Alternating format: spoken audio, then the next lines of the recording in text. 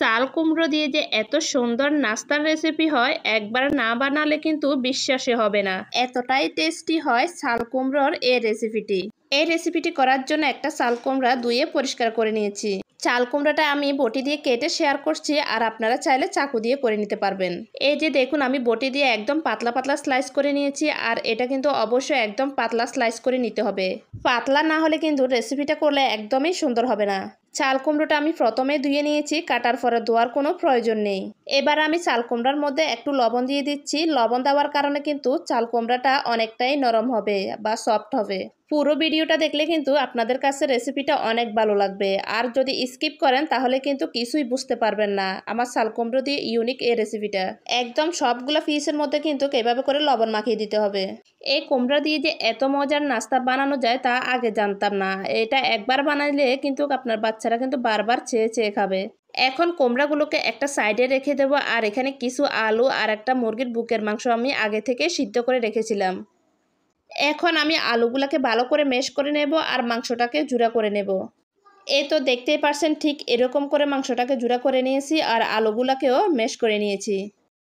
এরপর চুলায় একটি কড়াই বসিয়ে প্রায় 2 টেবিল চামচ পরিমাণে তেল দিয়ে দিব। তেলটা হালকা গরম হয়ে আসলে 2টা পেঁয়াজ কুচি আর 3 থেকে 4টা কাঁচামরিচ কুচি দিয়ে দেব। এরপর পেঁয়াজ আর কাঁচামরিচটা তেলের মধ্যে কিছুক্ষণ নেড়েচেড়ে ভেজে নেব। এই তো পেঁয়াজটা কিছুটা নরম হওয়া পর্যন্ত ভেজে নিয়েছি। এখন দিব স্বাদ মতো লবণ, আর সাথে দিচ্ছি কালো গোলমরিচের গুঁড়ো, আর দিচ্ছি 2 টেবিল চামচ পরিমাণে সয়া সস। এখন এই উপকরণগুলো একটু ভালো করে মিশিয়ে নেব। এই তো আমি ভালো করে মিশিয়ে নিচ্ছি, আর এখন দিয়ে দেব যে ম্যাশ করা আলু আর জুড়া করা চিকেনটা। আলু আর চিকেনটা দিয়ে দিয়েছি। এখন সব কিছু উপকরণ ভালো করে মিশিয়ে নিতে হবে। একদমই ইউনিক ছোট্ট একটা রেসিপি আপনাদের সাথে শেয়ার করলাম। অবশ্যই একটা লাইক দিয়ে আমার ভিডিওটা কন্টিনিউ করবেন। একটা লাইক আপনাদের কাছে কিছু না, তবে আপনাদের একটা লাইকে আমার ভিডিওটা অন্যদের কাছে পৌঁছাতে সহযোগিতা করবে।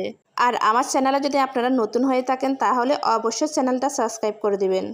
এই তো আমার আলু আর চিকেন ভালো করে মিক্স করা হয়ে গেছে। এখন এটাকে আমি চুলা থেকে নামিয়ে একটা সাইডে রেখে ঠান্ডা করে নেব। এবার এখানে আমি টিস্যু নিয়ে নিচ্ছি।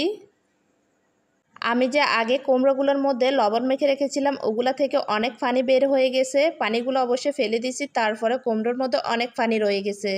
এখন টিস্যুর উপরে আমি কুমড়োগুলোকে একটা একটা বিছিয়ে দেব, আর কুমড়োর মধ্যে যে বাড়তি পানিগুলো রয়েছে এগুলো শোষণ করে নেবে। তবে এই কাজটা কিন্তু অনেকটাই ধৈর্য ধরে করতে হবে। আর এই রেসিপিটি করার ক্ষেত্রে কুমড়োর মধ্যে কিন্তু একদমই পানি থাকা যাবে না। আর আপনারা চাইলে এভাবে টিস্যু দিয়ে মুছে সময় থাকলে ফ্যানের নিচে দিয়ে শুকিয়ে নিতে পারবেন। উপরে দিয়ে টিস্যু দিয়ে আবার আরেক ধাপ কুমড়ো বিছিয়ে দিচ্ছি। আমি উপরে দিয়ে টিস্যু দিয়ে আবার আরেক ধাপ কুমড়োর স্লাইসগুলো দিয়ে দিচ্ছি। আর এভাবে করে যতটুকু সম্ভব হয় ততটুকু কিন্তু কুমড়ো থেকে পানিগুলো চুষিয়ে নিতে হবে। আর লবণ দিয়ে মাখিয়ে নেওয়াতে কিন্তু কুমড়োগুলো একদমই নরম হয়ে গেছে। একটা সবজি দিয়ে যে এত সুন্দর একটা রেসিপি তৈরি করা যায় তা আগে জানতাম না। আমি প্রথমবারে তৈরি করেছি, তবে আমার কাছে ভীষণ ভালো লাগছে। এই ফুল ভিডিওটা দেখে আমাকে অবশ্যই কমেন্ট করে জানাবেন আপনাদের কাছে কেমন লাগছে। আর অবশ্যই কিন্তু বাসায় একবার হলেও ট্রাই করবেন। এই তো আমি আবার টিস্যুগুলো সরিয়ে কুমড়োগুলোকে একটা একটা করে উঠিয়ে নিচ্ছি। কুমড়োগুলোর মধ্যে কিন্তু একদমই পানি থাকা যাবে না, আর পানি থাকলে কিন্তু খেতে একদমই ভালো লাগবে না। যতটুকু পারা যায় আর কি ততটুকু একদম পানিগুলো চুষিয়ে নিতে হবে। এরপর আমি নাস্তাগুলো তৈরি করে নেব। এখন আবার আমি কুমড়োগুলোকে এভাবে লম্বালম্বি করে একটা একটা করে বিছিয়ে দিচ্ছি। এবার আগে যে আলুটা তৈরি করে রেখেছিলাম, এখন এই একটু আলু আমি একটা কুমড়োর এক সাইড করে দিয়ে দিচ্ছি।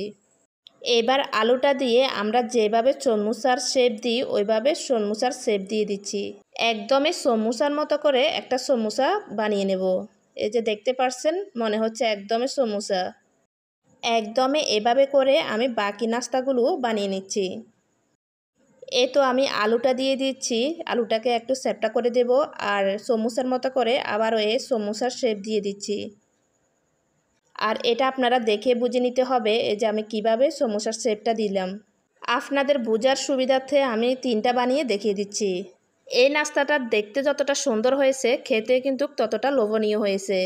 আর কুমড়াকে লবণ দিয়ে মাখিয়ে নেওয়াতে কিন্তু অনেকটাই নরম সফট হয়ে গেছে। আর এভাবে সমোসার শেপ দেওয়াতে কিন্তু কুমড়াগুলো ভাঙতেছে না। আর সেম প্রসেসে কিন্তু আমি বাকি সবগুলো বানিয়ে নেব। এই তো আমি অফ ক্যামেরায় বাকি সবগুলো নাস্তাই বানিয়ে নিয়েছি। এখন নাস্তাগুলো একটা সাইডে রেখে একটা প্লেট বা বাটি নিয়ে নেব। একটা ডিমকে ভালোভাবে ফিটিয়ে নেব। এই তো আমি একটা কাঁটা চামচ দিয়ে খুব সুন্দর করে ফিটিয়ে নিচ্ছি। এরপর নাস্তাগুলোকে ভেজে নেব। তার জন্য চুলায় একটি প্যান বসিয়ে দিয়েছি, তার মধ্যে পরিমাণ মতো তেল দিয়ে দিয়েছি। আর তেলটা একদম ফুটন্ত গরম করা যাবে না। কিছুটা গরম হয়ে আসলে এই যে আগে যে ডিমের মিশ্রণ তৈরি করে রাখছিলাম, এই ডিমের মিশ্রণে একটা ফিটাকে এভাবে উল্টিয়ে পাল্টিয়ে তেলের মধ্যে দিয়ে দেব। এই নাস্তাটা তৈরি করতে অবশ্যই এরকম ডিমের মধ্যে এভাবে কোট করে তারপরে ভাজবেন, তাহলে খেতে কিন্তু ভীষণ ভালো লাগবে। এই তো দেখেন আমি একসাথে 4টাই দিয়ে দিলাম। এই পর্যায়ে চুলার আঁচটা কিন্তু মিডিয়াম টু লো হিটে রাখতে হবে, তা না হলে কিন্তু উপর দিয়ে পুড়ে যাবে, ভিতরে কুমড়োটা একদম কাঁচা থেকে যাবে, খেতে কিন্তু একদমই স্বাদ লাগবে না। এই ক্ষেত্রে কিন্তু চুলার আঁচটা কিন্তু ফলো করতে হবে। এই তো দেখেন আমি সবগুলো নাস্তা কিন্তু ভালো করে উল্টিয়ে পাল্টিয়ে দিচ্ছি। খুব সুন্দর একটা কালার আসা পর্যন্ত অপেক্ষা করব। খুব সাবধানে কিন্তু নাস্তাগুলো উল্টাতে হবে, তা না হলে নাস্তাগুলো কিন্তু ছুটে যাবে, আর ছুটে গেলে কিন্তু আলুর পুরটা কিন্তু বের হয়ে যাবে। এর মধ্যে বেশ কয়েকবার আমি নাস্তাগুলো উল্টিয়ে দিয়েছি, আর মাশাআল্লাহ আলহামদুলিল্লাহ দেখেন খুব সুন্দর একটা কালার আসছে, আর নাস্তাগুলো কিন্তু খুব সুন্দর হয়েছে। তবে এই নাস্তাগুলো কিন্তু অনেক সুন্দর হয়েছে, মনে হচ্ছে একদম হোটেলে বানিয়েছি। এই তো আমি নাস্তাগুলো একটা একটা করে উঠিয়ে নিচ্ছি, আর এটা অবশ্যই টিস্যুর উপরে তুলে নিতে হবে। এতে করে নাস্তার মধ্যে যে বাড়তি একটা তেল থাকে, এই তেলটা টিস্যু একদম শোষণ করে নেবে।